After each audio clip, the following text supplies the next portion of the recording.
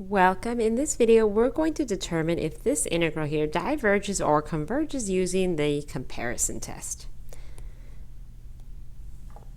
So in order to set up our comparison, let's notice that we're only using values of x that are greater than or equal to 1. And for values of x that are greater than or equal to 1, I think we'd all agree that x times e to the x is greater than or equal to e to the x. If we pop in a 1 here, we have 1 times e greater than or equal to e, which is true. If we pop a 2 in here, we have 2 times e squared is greater than or equal to e squared, which is also true. So clearly this must be true here.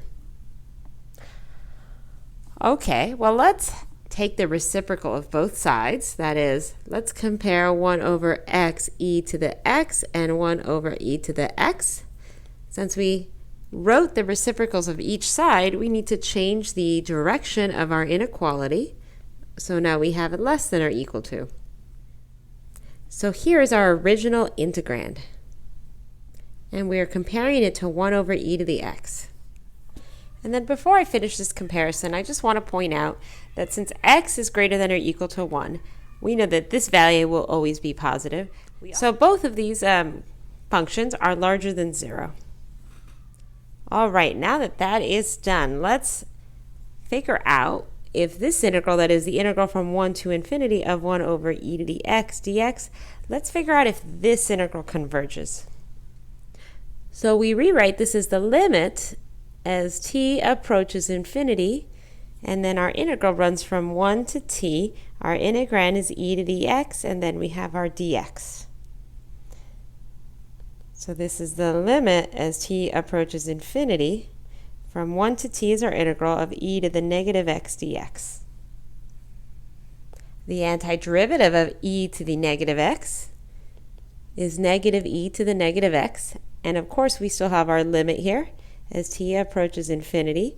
And we're evaluating this antiderivative from 1 to t.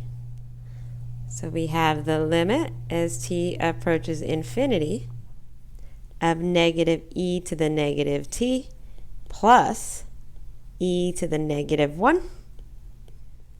So this is the limit as t approaches infinity of 1 over e to the t, and this is negative, plus the limit as t approaches infinity of 1 over e.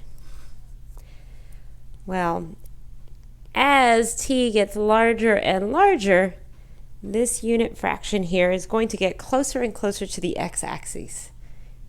So that is, this limit here will be 0. And then the limit of a constant is just equal to the constant, so this entire sum of limits works out to just 1 over e. So what have we actually figured out here? Well, since this inequality holds from 1 to infinity, and since this integral here converges, we know that so does our original integral. That is, this integral also converges.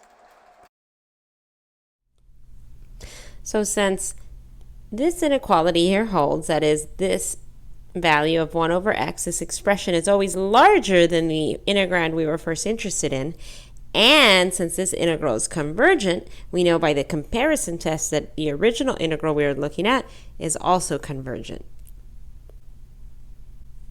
I hope you found this video helpful.